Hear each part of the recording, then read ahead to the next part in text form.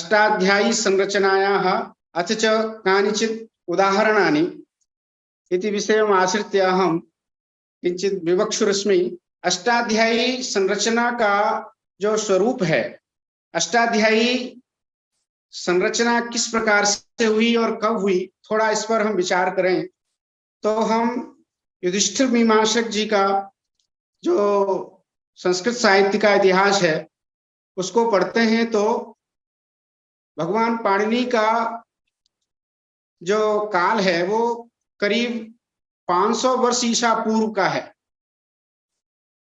और यास्क का जो काल है, निरुक्तकार यास्क, उनका जो काल है वो लगभग पाणिनि से भी पूर्व, लगभग 700 ईसा पूर्व का, ऐसा हम इतिहास में सुनते हैं। अष्टाध्यायी की संरचना एकदम अकस्मात नहीं हुई है। इस अष्टाध्यायी के अध्ययन करने पर ऐसा प्रतीत होता है कि इस अष्टाध्यायी का संरचना काल उससे पूर्व जो और वैयाकरण हुए हैं और निरुक्तकार हुए हैं उनकी भी संरचना को हमें देखना होगा, और उसका प्रभाव हम इस अष्टाध्यायी के सूत्रों में देखते हैं। वास्तव में देखा जाए तो वेदांग जो व्याकरण है वह ग्रंथ रूप में इस समय जो व्याकरण का एक प्रतिनिधि ग्रंथ जो है वो भगवान पाणिनि की यह अष्टाध्यायी ही प्राप्त होती है, और यही वेदांग व्याकरण जो प्रधान अंग जो व्याकरण कहा जाता है वही अब हमारे सामने उपस्थित है। परंतु ऐसा नहीं है कि इससे पहले व्याकरण नहीं था या वैयाकरण नहीं थे, और वो व्याकरण यदि था तो वो ग्रंथ रूप में था। व्याकरण जो वेदांग ग्रंथ रूप में हमारे सामने उपस्थित होता है वह तो केवल अष्टाध्यायी के रूप में ही उपस्थित होता है, पर उससे पूर्व जो व्याकरण था उस पर हमें अवश्य देखना होगा कि वो ऐन्द्रम, चांद्रम, काशकृत्स्नम, आपिशलम, शाकटायनम, कौमारम और आपिशल इत्यादि बहुत सारे करीब 8-9 वैयाकरणों का नाम तो स्वयं भगवान पाणिनि ने ही अपनी अष्टाध्यायी में सूत्रों में परिगणित किया है। परंतु इससे पूर्व भी जो निरुक्तकार हुए हैं उसमें गार्ग्य हैं, कौत्स हैं और शाकटायन हैं। इनका प्रभाव भी हमें अष्टाध्यायी में देखने को मिलता है, इनके सूत्रों का अध्ययन करने पर प्राप्त होता है। शाकटायन का जो मत है जिसको यास्काचार्य निरुक्त में कहते हैं सर्वम नाम च धातुज माह, और वो कौत्स का भी स्मरण करते हैं, कौत्स और गार्ग्य। गार्ग्य का मत ये नहीं है कि सभी नाम धातुज ही हैं। भगवान पाणिनि की अष्टाध्यायी में धातुज और स्वतः प्राप्त होने वाले शब्द, कुछ ऐसे शब्द हैं जो अव्युत्पन्न हैं, दोनों प्रकार का स्वरूप प्राप्त होता है। जिसमें जो गार्ग्य का मत है वह प्रसोदरादीन यथोपदिष्टानि, जैसा का तैसा, उसको जैसा है उसको वैसा ही स्वीकार कर लेना, उनादि का निरूपण करना, ये बतलाता है कि भगवान पाणिनि यहाँ पर निरुक्तकार के अनुसार जो गार्ग्य का मत है उसको ला करके इन सूत्रों के द्वारा हमें बतलाते हैं।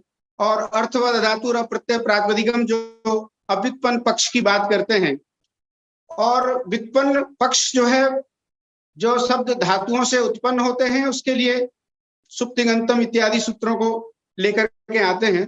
तो इस तरह से हम ये मानते हैं कि भगवान पाणिनि की अष्टाध्यायी पर निश्चित रूप से संरचना के समय में पूर्व वैयाकरणों का प्रभाव देखने को मिलता है। इसका 2-3 उदाहरण देकर के मैं आपको और इस बात को स्पष्ट करना चाहता हूं। जैसे आप देखिए, आंगी चापह एक सूत्र है पाणिनि का, औंग यापह एक सूत्र है, और एक आंगो नास्त्रियाम सूत्र है। भगवान पाणिनि ने जब सुप प्रत्यय का निरूपण किया, उस सुप प्रत्यय निरूपणावसर जो सूत्र है सौजस मोक्षस्ताभ्याम भिस, इस सूत्र में कहीं भी आंग का और औंग का कहीं भी नाम नहीं आता। वहां व्याख्याकार आंगी चापह में व्याख्याकार लिखते हैं कि आंग इति टा संज्ञा प्राचाम, प्राचाम आचार्याणाम, मतलब पाणिनि से पूर्व जो वैयाकरण हैं उन्होंने आंग को और द्वितीया का जो द्विवचन है या प्रथमा का जो द्विवचन है औंग है। औंग इत्युकार अभिव्यक्ते संज्ञा, औ को औंग के रूप में, और आंगी चापह, तो आंगी चापह जैसे सूत्र, आंगो नास्त्रियाम जैसे सूत्र, औंग यापह जैसे सूत्र इस बात के ज्वलंत प्रमाण हैं कि भगवान पाणिनि ने किसी भी आचार्य का स्मरण किए बिना उन आचार्यों के सूत्रों को ऐसा लगता है कि यथावत पाणिनि में अनुहृत किया है, उसका उल्लेख पाणिनि में किया है, पाणिनि ने अपनी अष्टाध्यायी के क्रम में उसको रखा है। और ऐसा ही नहीं, इन तीनों सूत्रों के अतिरिक्त आप अन्य सूत्रों को देखिए। ये तो बात निर्विवाद सिद्ध है कि जो चतुर्दश माहेश्वर सूत्र हैं वो भगवान पाणिनि से पहले नहीं थे।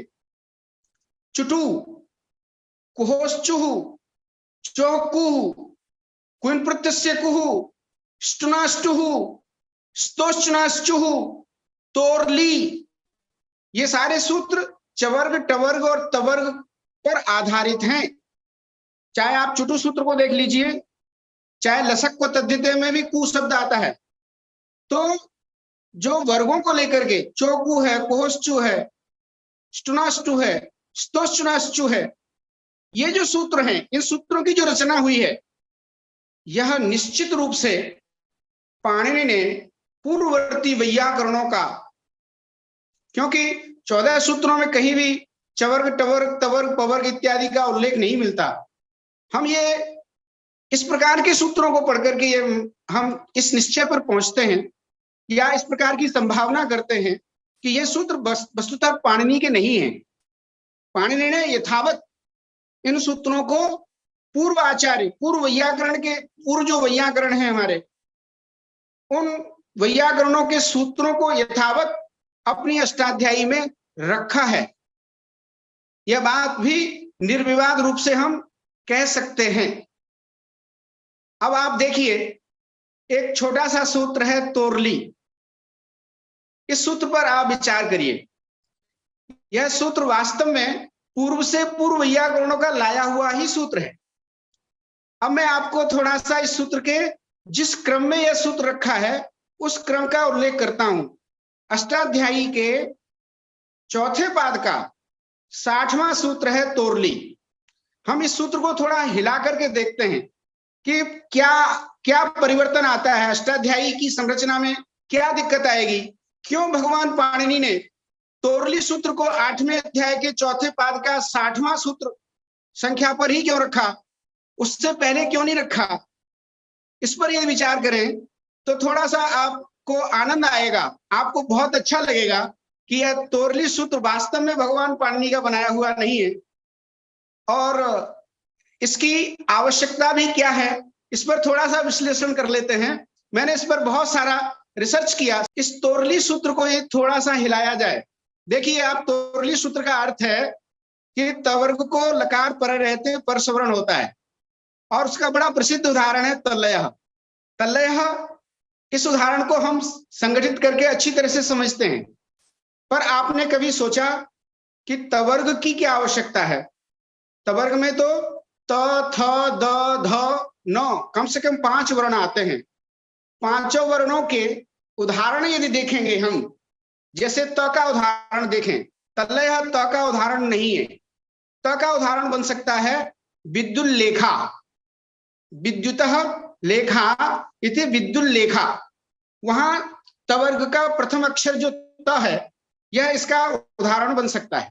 और थ का यदि उदाहरण देखें, मैं ये उदाहरण इसलिए दे रहा हूं कि पूरा तवर्ग भगवान पाणिनि को लेने की जरूरत क्या है, मैं इसकी अन्यथा सिद्धि करना चाह रहा हूं। थ का उदाहरण देखा जाए तो अग्निमथ लीयते, एक प्रयोग बनाया जाए। हम लोग वैयाकरण है, प्रयोग बनाने में हमें दिक्कत नहीं लगती है। अग्निमथ लीयते, तो यहाँ पर तोरली सूत्र हमारा लगता है और अग्निमल लीयते यह प्रयोग बनता है। त, थ के बाद आता है ध। ध का यदि उदाहरण देखा जाए, आपको ये मैं उदाहरण इसलिए दे रहा हूं, इन उदाहरणों से आपको पता बताया जाएगा कि यह सूत्र पाणिनि का नहीं है। ध का उदाहरण देखिए, जैसे बुध अवगमने धातु है, उससे कुछ प्रत्यय करिए, सर्वापार लोप कर दीजिए। और एकाचो बसो वक छगंत से दो से भगभाव करके बुध बुध बुधौ बुधा रूप बनता है। बुध लभते, बुध लभते तो भूल लभते, ये ध का उदाहरण बन सकता है। और द का उदाहरण है तल्लय, तस्य लयः तल्लयः में जो तद में द है वही वास्तविक में सर्वनाम में पढ़ा हुआ है, वह दकारांत है। तद, यद, एतद ये सब दकारांत है, इसलिए तल्लयः ये द का उदाहरण बन सकता है और न का उदाहरण आपके सामने विद्वान लिखित इत्यादि ही है। अब यहां पर थोड़ा सा विचार करेंगे। भगवान पाणिनि ने तोरली सूत्र को 8वें अध्याय के चौथे पाद पर 60वां स्थान क्यों प्रदान किया, तो इस पर विचार करिए। यह सूत्र अनावश्यक है। आपको मैं ये बात इसलिए कह रहा हूं कि यहां पर 8वें अध्याय के पहले पाद का 16वां सूत्र है पदस्य। पदस्य सूत्र का अधिकार चलता है और उस सूत्र के बाद 8वें अध्याय के दूसरे पाद का 39वां सूत्र है झलाम जसोन्ते और उसके बाद 40वां स्तोष्णाश्चु, 41वां अष्टुनाष्टु। ये देखिए, आप वर्गों को देख करके, वर्गों के आधार पर जो सूत्र बनाए गए हैं उनका क्रम मैंने थोड़ा सा उसका अध्ययन किया कि क्यों भगवान पाणिनि ने ये तोरली सूत्र को झलाम जसोन्ते के बाद रखा। पदस्य का अधिकार आता है, पदस्य के अधिकार में तोरली भी आता है, झलाम जसोन्ते भी आता है, स्तोष्णाश्चु भी आता है और अष्टुनाष्टु भी आता है। ये जो वर्गों को आश्रित मान करके जो सूत्र आए हुए हैं, यदि झलाम जसोन्ते सूत्र से पहले तोरली सूत्र को रख दिया जाए तो तोरली सूत्र सार्थक होगा। नहीं तो क्या होता है, यदि झलाम जसोन्ते पहले अध्याय के दूसरे पाद का 39वां सूत्र है, उसके बाद यदि तोरली को 8वें अध्याय के चौथे पाद का 60वां सूत्र रखते हैं तो यह तोरली पदस्य सूत्र के अधिकार में और झलाम जसोन्ते के बाद आता है। झलाम जसोन्ते पूर्व त्रिपादी हो जाता है और तोरली पर त्रिपादी हो जाता है। हमारा पाणिनि का जो सूत्र है पूर्वत्रा सिद्धम कि त्रिपादियों में भी पूर्व त्रिपादी के प्रति पर त्रिपादी असिद्ध होगा। तो इस समय जो अष्टाध्यायी का क्रम है उसमें झलाम जसोन्ते पूर्व त्रिपादी है और तोरली पर त्रिपादी है, इसलिए झलाम जसोन्ते की दृष्टि में तोरली सूत्र असिद्ध होता है। असिद्ध होना है, जब असिद्ध होना है तो तवर्ग की बात कर रहा था मैं। तवर्ग का त, थ, द और ध, झलाम जसोन्ते की दृष्टि में यह सूत्र तोरली प्राप्त ही नहीं होता। तो झलाम जसोन्ते पहले त को जस्त करके द बना देगा, थ आएगा तो थ को भी जस्त करके द बना देगा, ध आएगा तो ध को भी जस्त करके द बना देगा। इस तरह से पूरा तवर्ग न को छोड़कर पूरा तवर्ग देखा जाए तो क्योंकि पूर्व त्रिपादी है, झलाम जसोन्ते सूत्र पहले आएगा और वह त, थ, द, ध इन चारों वर्णों को उठा करके केवल द के रूप में जस्त करके केवल द के रूप में ही रखेगा। तो भगवान पाणिनि ने तोरली सूत्र क्यों बनाया, तवर्ग को क्यों लिया जब द ही रह जाना है। भगवान पाणिनि की अष्टाध्याय की संरचना, जो उसका स्ट्रक्चर है, उसका जो ढांचा है, मैं उस ढांचे पर, उस स्ट्रक्चर पर, उसकी संरचना पर मैं आपके सामने ये बात कहना चाहता हूं कि त, थ, द, ध ये चारों वर्ण झलाम जसोन्ते से जस्त हो जाने के कारण द के रूप में परिवर्तित हो जाते हैं। तो तोरली की जगह पर दोरली सूत्र बना देते हैं, या न को भी लेना है तो दुनोरली, दुनोरली ऐसा सूत्र बनाते। क्यों भगवान पाणिनि ने तोरली सूत्र बनाया, यह आपके सामने मैंने ये प्रश्न रखा है, समस्या रखी है। यदि अष्टाध्यायी के 8वें अध्याय के चौथे पाद का 60वां ही क्रम रखना है तो वहां पूरा तवर्ग को समेटने की क्या जरूरत थी, क्योंकि तवर्ग में जो 4 वर्ण हैं वो तो द का रूप धारण कर लेंगे। झलाम जसोन्ते, तल्लया में भी यही हाल होता है, अग्निमथ लियते में भी यही हाल होता है, बुल्लभते में भी यही हाल होता है। पहले झलाम जसोन्ते प्रवृत्त होगा क्योंकि पूर्व त्रिपादी है। और यदि इस तोरली सूत्र को हिला करके वहां से हटा करके झलाम जसोन्ते से पहले रखते हैं तो पूरे तवर्ग की आवश्यकता है। उस स्थिति में झलाम जसोन्ते पर त्रिपादी हो जाएगा और तोरली पूर्व त्रिपादी हो जाएगा, तो झलाम जसोन्ते जस्त कर नहीं पाएगा। त को द नहीं बना पाएगा, थ को द नहीं बना पाएगा, ध को द नहीं बना पाएगा। इसलिए तोरली सूत्र की आवश्यकता, पूरे तवर्ग की ग्रहण करने की आवश्यकता महसूस होती है। पर हम भगवान पाणिनि की अष्टाध्यायी के एक एक सूत्र को हम कैसे हिला सकते हैं, कैसे हटा सकते हैं, ये तो संभावना ही नहीं कर सकते। हमारा ये, हम तो ऋषि की जो बनाई हुई अष्टाध्यायी है, पर उस पर हम रिसर्च तो कर सकते हैं, उस पर हम एक अनुसंधान की दृष्टि तो डाल सकते हैं।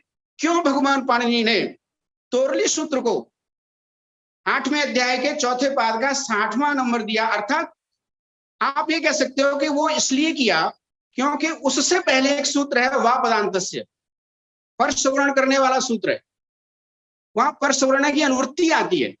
उससे पहले सूत्र है अनुस्वारस्य यही परसवर्ण, ये 58वां सूत्र है।